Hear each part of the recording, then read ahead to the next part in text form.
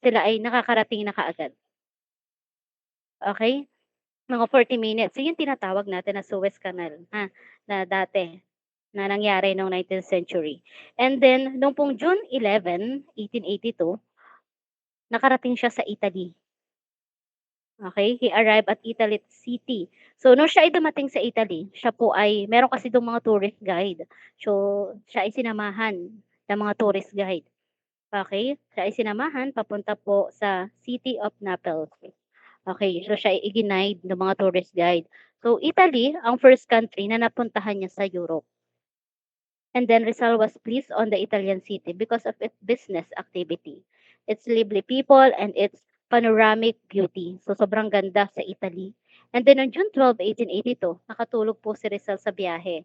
So the boat anchored at Marcellus. Okay, so si Rizal, binisita niya yung the famous Chateau d'If, were Dantes, hero of the Count of Monte. Kung natatandaan niyo yoong isa sa mga paborito ni Rizal na libro na nabanggit ko sa inyo. So, napuntahan niya din 'yon.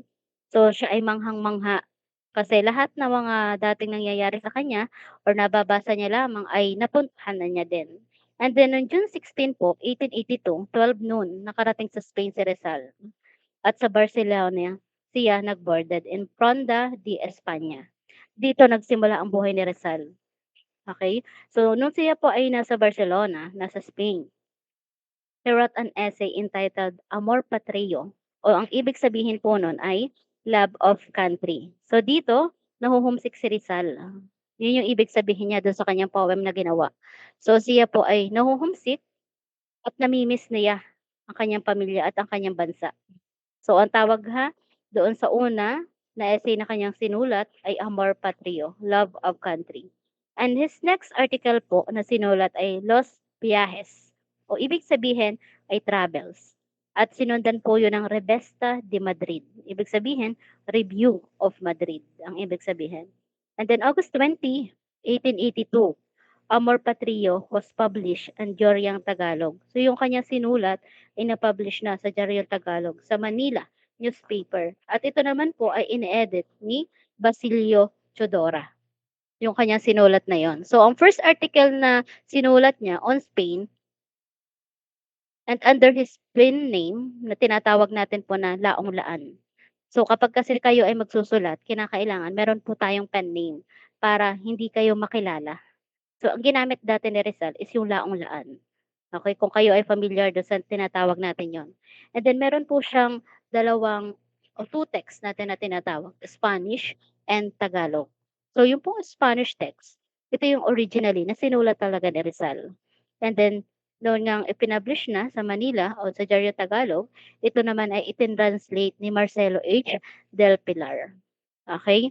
So noong September 2, 1882, si Rizal po ay nag-move heading to Madrid in order to continue his medical studies. Kasi dun niya talaga kukunin o dun siya mag-aaral o ipagpapatuloy niya yung kanyang pag-aaral. On November 3, 1882, Rizal enrolled at the Universidad Central de Madrid. So andun na siya. Kaya lang, nung siya ay nandun na, dalawang courses po yung tinake niya. Una, yung kanya pong medisina at yung philosophy and letters. So sabi ko na yun sa inyo kanina, yung philosophy and letters, ibig sabihin, philosophy and literature. So dalawang courses yung tinake niya nung siya ay pumunta sa Central de Madrid. At ang naging buhay niya sa Madrid noong June 18, 84, natapos ni Rizal ang medical education. He was conferred the degree of licentiate in medicine. And then the next year, he passed all his subject, leading to doctors of medicine naman.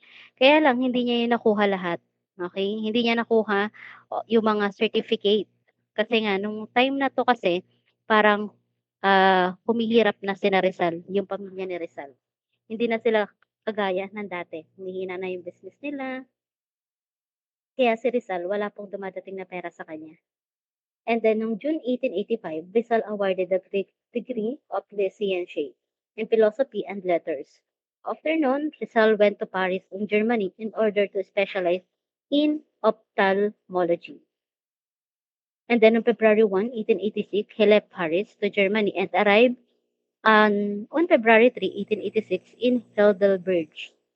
And noong November 1886 po, si Rizal naman ay, nakarating ng Berlin.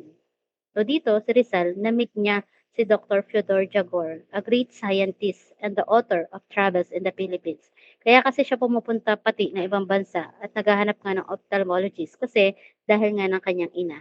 Kasi 'di ba gusto niya na magamot yung kanyang ina. Okay, and the one of the book Rizal admired during his student days. So yun, yung si Dr. Fyodor Jagor, the great scientist and the author of Travels in the Philippines. So he also met Dr. Rodolph Virtue at mas kilala siya na the father of modern pathology. At sa Berlin, na-publish niya yung Noli Me Tangere. Okay, dito niya na-publish yung Noli Me Tangere. So noong November 1886 po, sumulat si Rizal sa kanyang kapatid na si Trinidad. Okay, tatandaan ha, ng November, 1886 sumulat si Rizal sa kanyang kapatid na si Trinidad. So ito pong kanyang Noli Me Tangere na 'to, hindi niya agad na-publish. 'Di ba sinabi ko sa inyo kanina na yung pamilya niya ay naghirap, okey? Parang wala ng maipadala kay Rizal that time kaya hindi niya mailabas yung kanyang sinulat na Noli Me Tangere. So Noli Me Tangere, okey bibigyan ko kayo ng short recap ha, sa Noli Me Tangere. Wait lang, sabi ko muna.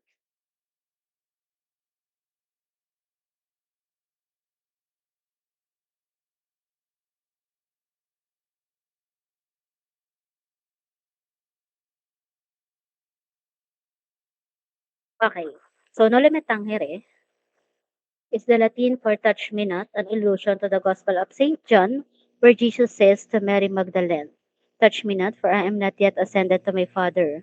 So Noli Me Tangere in an 1887 novel by Jose Rizal during the colonizations of the Philippines by Spain to describe perceived iniquities of the Spanish Catholic friars and the ruling government. So Jose Rizal, a Filipino nationalist and medical doctor, conceived the idea of writing a novel that would expose the ills of Philippines. So, okay, ang Noli Me Tangere po, ito ay, na-publish niya sa Berlin noong 1887. So, nung panahong ito, nung panahong si Rizal po, hindi nga niya ito na-publish kasi nga wala siyang pera nung panahong ito. So, itong panahong ito, the Black Winter of 1886 in Berlin was Rizal's darkest winter. Okay, kasi wala siyang makain that time. Walang-wala siya. Wala siyang mapapagkunan, hindi naman nagpapadala yung kanyang pamilya dahil nga yung mga business nila sa Pilipinas ay mahina na, kaya hindi siya napapadala. At dahil nga wala siyang pera na natatanggap mula sa kanyang pamilya, naisangla niya yung singsing na bigay ng kanyang kapatid na si Saturnina, kung natatandaan niyo yun. So, isinangla muna niya yun para siya ay merong magastos. At yung mga lungkot na yun, napawi naman po yung lungkot niya nung nadala na yung kanyang sinulat sa printing press yung kanyang novel, okey? So, ano ba yung naging inspirasyon ni Rizal sa pagsulat po ng Noli Me Tangere? So, kung natatandaan niyo, yung Uncle Tom's Cabin natin by Harriet Beecher Stowe, ito po ay tumutukoy sa racial discrimination, okey? Na kung saan ibinebenta po yung mga Black American ng White American, okey? So, yun po yung nakapaloob doon o naging inspirasyon kung bakit nakapagsulat si Jose Rizal ng Noli Me Tangere. At nung panahong yun na siya nga po ay naghihirap at hindi niya mai-publish 'to dahil wala siyang pera, nagkaroon siya meron siyang kaibigan na taga Bulacan. So yung kanyang kaibigan po na yun ay si Maximo Viola, okey? Siya yung tinatawag na savior ng Noli ni Rizal.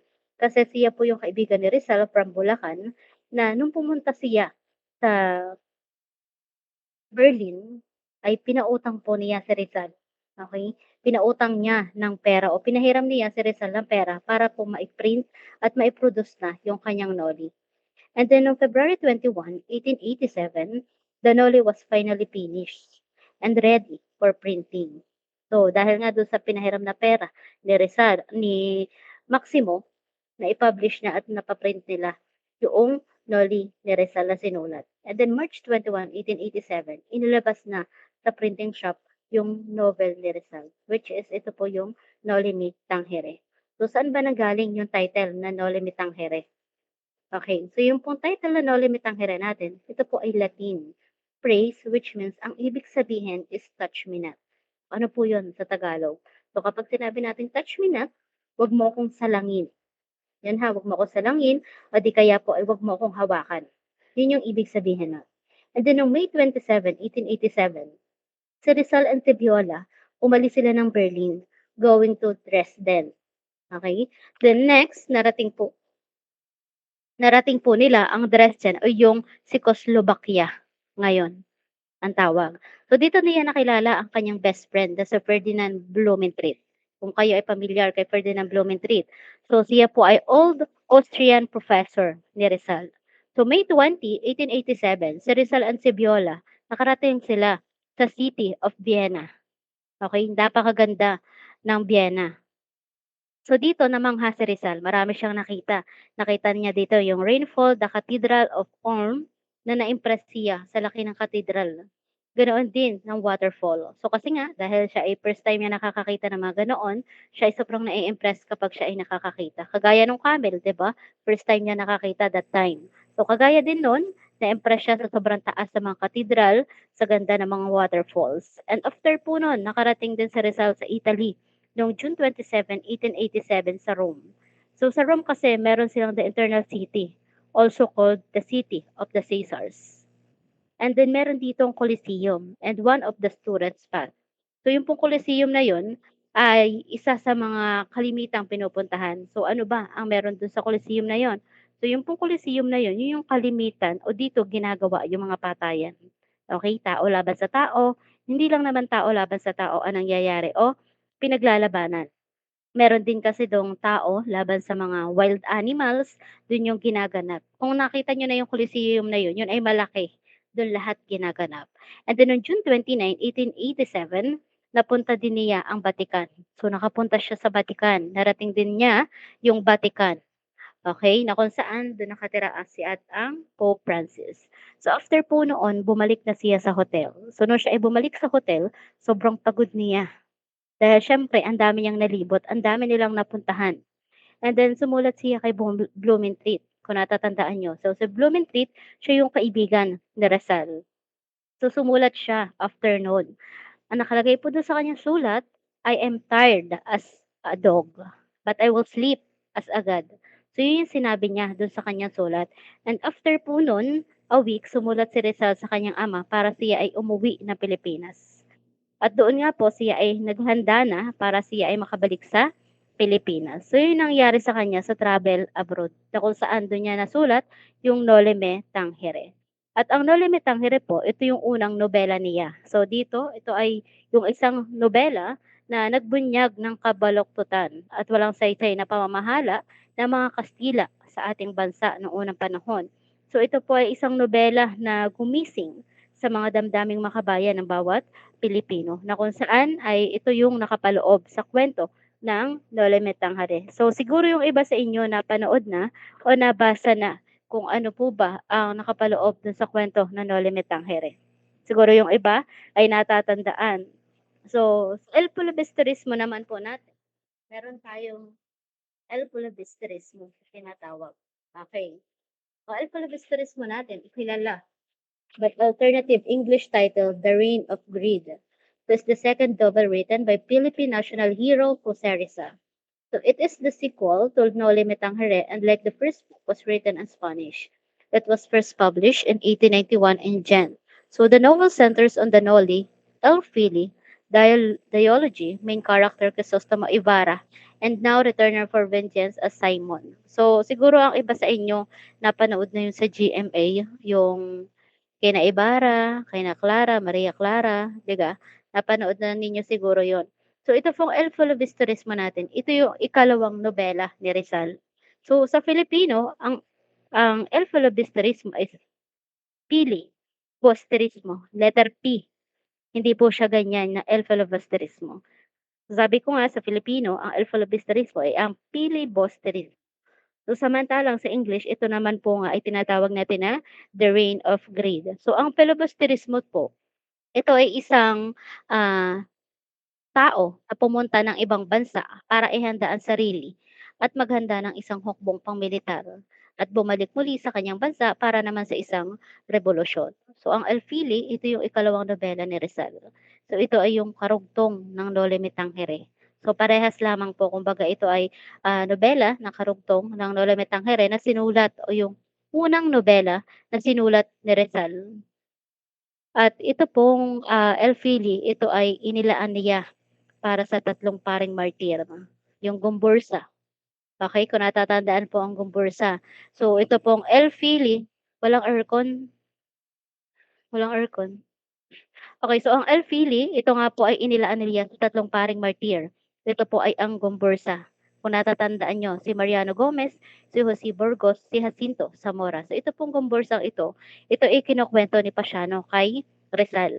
Kaya alam ni Rizal kung ano ba ang naging buhay o kung ano ang meron dito sa tatlong paring martir. Kasi ito pong si Jose Burgos, ito po ay kaibigan ni Pasiano.